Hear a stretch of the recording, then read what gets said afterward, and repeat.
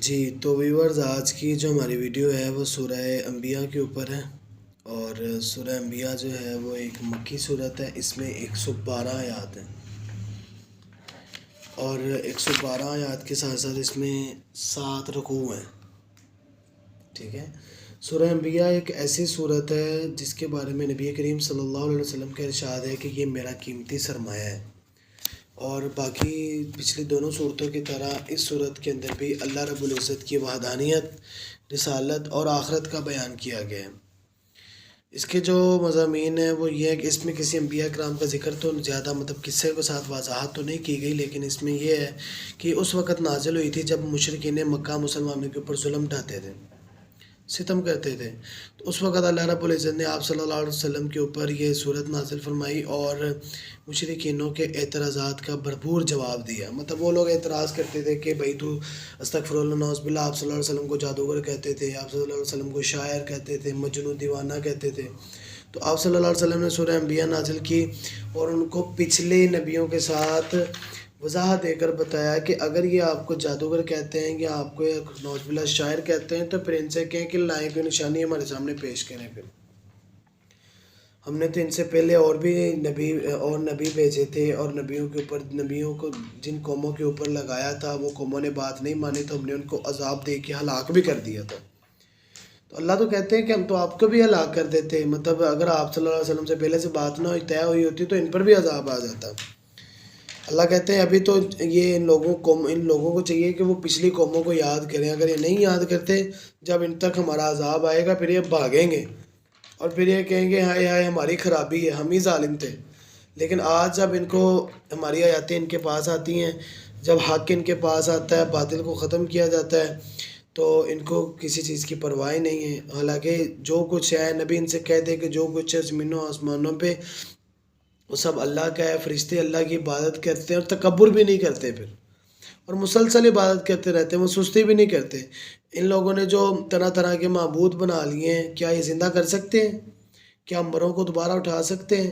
دنیا میں کائنات میں صرف ایک ہی خدا ہے اور وہ اللہ ہے، اس کے علاوہ اگر کوئی دوسرا خدا ہوتا تو نظام درہم برہم ہو جاتا۔ انہوں نے اللہ سے کسی چیز کا سوال نہیں کیا جا سکتا، بلکہ اللہ ان سے سوال کرے گا کہ تم نے جو معبود بنائے اور جس کی وجہ سے تم حق سے منہ موڑتے تھے، آج اس کا مجھے جواب دو۔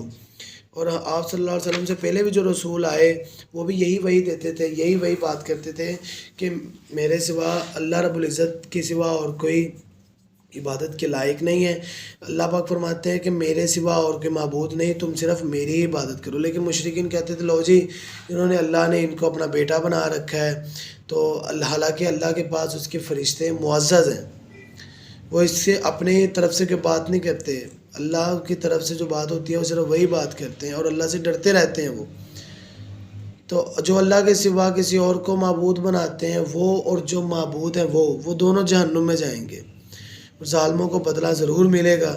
پھر اللہ فرماتے ہیں کہ ہم نے زمین پر پانی برسایا اور وہ آسمان پہ ہم نے ایک چھت بنائی، اور جو اللہ کی نشانیوں سے، آسمان والی نشانیوں سے منہ موڑتے ہیں، اللہ نے دن اور آسمان، رات، سورج بنائے، سورج، چاند، یہ سارے ایک مدار کی گرد گرد چکر لگا رہے ہیں اور سب نے ایک دن فنا ہو جانا ہے۔ پھر اللہ فرماتے ہیں کہ ہر چیز کو موت کا ذائقہ چکھنا ہے۔ اور یہ لوگ جو کافر آپ کا مذاق اڑاتے ہیں نا، اللہ اپنے نبی کے بارے میں کہتے ہیں کہ یہ جو آپ کا مذاق اڑاتے ہیں نا، یہ ایک دن اپنے مذاقوں میں خود ہی پھنس جائیں گے۔ حالانکہ یہ آپ کا مذاق نہیں اڑاتے، یہ اپنے معبودوں کا مذاق اڑاتے ہیں، اور یہ میرے منکر ہے۔ اللہ کہتے ہیں یہ میرے منکر ہے۔ اللہ پاک فرماتے ہیں کہ یہ آپ کا نہیں مذاق اڑاتے، یہ اپنا ہی اڑا رہے ہیں، یہ میرے منکر ہے۔ آپ بڑی جلد باز ہے، انسان کو جلد باز پیدا کیا گیا ہے۔ ہم لوگ کہتے ہیں نا اکثر یہ کام جلدی جلدی ہو جائے، تو یہ ہماری فطرت میں شامل ہے۔ خلق الانسان من عجل، انسان کو جلد باز پیدا کیا گیا ہے۔ اللہ فرماتے ہیں میں عنقریب اپنی نشانیاں دے دوں گا کہ کب خدا کا وعدہ پورا ہو جائے گا۔ کاش کافر اس چیز سے پہلے ہی ڈرتے کہ جب ان کے چہروں کو آگ پکڑ لے گی، ان کی پیٹھوں کو آگ پکڑ لے گی، ان کی مدد نہیں کی جائے گی، پھر اچانک قیامت آ پڑے گی، ان کے ہوش اکھڑ جائیں گے، پھر ان کو ہٹائیں گے نہیں، نہ ان کو مہلت ملے گی۔ یقیناً آپ سے پہلے، اللہ کہتے ہیں آپ کا نہیں، آپ سے پہلے بھی رسولوں کا مذاق اڑایا ہے۔ جو مذاق اڑاتے تھے مذاق انہی کو گھیر لیتا تھا۔ تو اے نبی ان سے کہیں کہ تمہاری حفاظت کون کرتا ہے؟ عذاب سے یا کسی مصیبتوں سے یا پریشانیوں سے۔ اللہ کے سوا کون ہے؟ جن معبودوں کو تم نے اپنا معبود بنایا ہوا وہ نہ اپنی مدد کر سکتے نہ تمہاری مدد کر سکتے ہیں۔ اب یہاں پر ایک چیز واضح ہوتی ہے کہ اللہ جتنا مرضی اپنے بندوں سے ناراض ہو جائے، لیکن اللہ پھر یہ بات کہتا ہے نبی ان سے کہیں کہ میرے سوا ان کو کون بچانے والا ہے۔ اللہ پھر نہ کہیں ہنٹ دے رہا ہوتا ہے کہ آیا یار واپس آ جا، میری طرف واپس آ جا، میں ہوں نا، میں تجھے واپس سمیٹ لوں گا۔ دیکھو نا اللہ قرآن میں کہتے ہیں کہ ان سے کہیں کون ان کو بچاتا ہے، حالانکہ وہ ظالم ہے، پھر بھی اللہ کہتا ہے کون ان کو بچاتا ہے، یہ اللہ ہے جو بچاتا ہے۔ اللہ ان کو کہیں نہ کہیں پھر ہنٹ دے رہا ہوتا ہے کہ آ جا میرے بندے، تو آ تو صحیح، ایک دفعہ میری طرف پلٹ تو صحیح۔ تو اے نبی ان سے کہہ دیں کہ جن گناہوں میں لپٹے ہوئے ہیں نا، بے شک اللہ ان کو پکڑ لے گا اور ان کو ان کے انجام سے ڈراتے رہیں۔ یہ بہرے ہیں، ان کو جتنا مرضی سمجھاتے جائیں ان کو سمجھ کوئی نہیں آنی۔ اور اگر ان کو رب کا عذاب مل گیا، اگر ان کو رب کے عذاب نے چھو لیا تو ان کے لیے خرابی ہے۔ ہاں ہم قیامت کے دن یہ ضرور تولیں گے انصاف کے ساتھ۔ جس کے دل میں رائی کے دانے کے برابر، رائی کیا ہوتی ہے؟ ایک چھوٹا سا ذرہ ہوتا ہے، جس کے دل میں رائی کے دانے کے برابر بھی مطلب وہ نیکی اور اچھا کام ہوگا نا، ہم اس کا بھی حساب کریں گے، اور اس دن کسی سے کوئی ظلم نہیں ہوگا۔ ہر کوئی پرہیزگار اور جس نے کوشش بھی کی ہوگی نا، اور جو اپنے رب کو بغیر دیکھے ڈرتا ہوگا، اس کو بھی بھلا ہوگا اس کا۔ اور اے نبی صلی اللہ علیہ وسلم، آپ جو اپنے رب کو دیکھے بغیر ڈرتے ہیں اور قیامت کے دن کا خوف بھی رکھتے ہیں، اور جس نصیحت کو ہم نے نازل کیا ہے اس کو بھی مانتے ہیں، تو ہم نے موسیٰ علیہ السلام اور ابراہیم علیہ السلام کو ان کی شان کے مطابق بصیرت دی۔ اللہ کہتے ہیں کہ آپ سے پہلے جو موسیٰ تھے، ہارون تھے، ہم نے ان کو، ابراہیم تھے، بصیرت دی۔ بصیرت کہتے ہیں اندر کی نظر کو، آنکھ دل کی نظر وہ دی، وہ اس کو دیکھتے تھے۔ ابراہیم اپنے رب کی طرف سے تھے، اپنے قوم کو کہتے تھے جن کی تم عبادت کرتے ہو۔ اب یہاں پر ویورز ایک واقعہ بھی آتا ہے، تو ابراہیم علیہ السلام لوگ اپنی قوم سے کہتے تھے تم جس کی بات کرتے ہو وہ کوئی ہے ہی نہیں، اس کی بات کرو جو زمینوں آسمانوں کا رب ہے۔ تو ایک دن ابراہیم علیہ السلام نے نا اپنے لوگوں کو کہا کہ آپ لوگ جاتے ہو میلے وغیرہ پہ جا رہے ہو، کسی میلے پہ وہ چلے گئے، تو پیچھے ابراہیم علیہ السلام اکیلے تھے، انہوں نے سارے چھوٹے چھوٹے بتوں کو توڑ دیا، اور جو کلاڑا تھا وہ بڑے بت کو کندھے پہ رکھ دیا۔ جب وہ واپس آئے انہوں نے دیکھا یہ کس نے کیا ہے سارا کچھ، تو ابراہیم علیہ السلام سے پوچھا کہ آپ نے کیا؟ ابراہیم علیہ السلام کہتے کہ نہیں میں نے نہیں کیا، بت سے پوچھو۔ تو لوگوں نے کہا لو جی بت تو بول نہیں سکتے، تو ابراہیم علیہ السلام، اور وہ شرمندہ بھی ہوئے پھر یہ کہہ کے کہ بت تو بول ہی نہیں سکتے، تو ابراہیم علیہ السلام نے کہا وہ پاگلو، جن کی تم پوجا کرتے ہو نہ وہ تمہارے نفع کے مالک ہے نہ تمہارے نقصان کے مالک ہے، پھر تم ان کو پوجتے ہو، کیا تم عقل نہیں رکھتے؟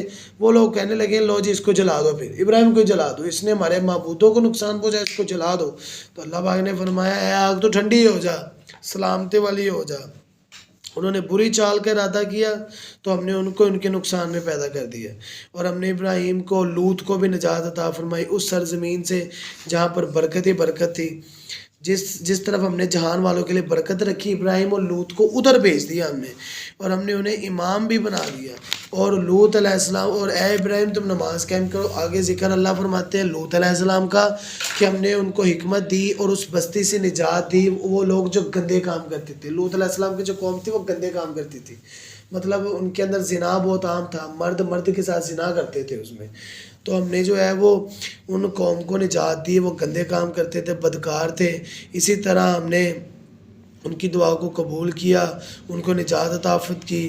پھر ہم نے سلیمان اور داؤد کو بھی دیکھا کہ جب وہ فیصلے کر رہے تھے، اور ہم نے داؤد کو جو ہے پہاڑوں کو اس کے تابع کر دیا، پرندوں کو اس کے تابع کر دیا، اس کی بات سنتے تھے، ہوا کو، جنات کو سلمان کے تابع کر دیا، وہ سلمان کی جو ہے وہ بات سنتے تھے۔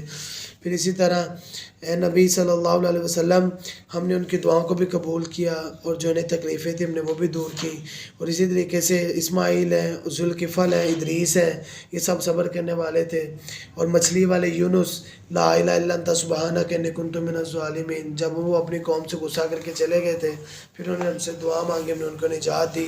تو اے نبی ہم نے ان کی دعا قبول کی، اور یحییٰ علیہ السلام جو تھے ان کو ہم نے اولاد دی، جبکہ وہ کہتے تھے ربی، اے میرے رب مجھے اولاد عطا فرما، مجھے تنہا نہ چھوڑ، بے شک تو ہی میرا وارث ہے، ربی لا تذرنی فردا وانت خیر الوارثین۔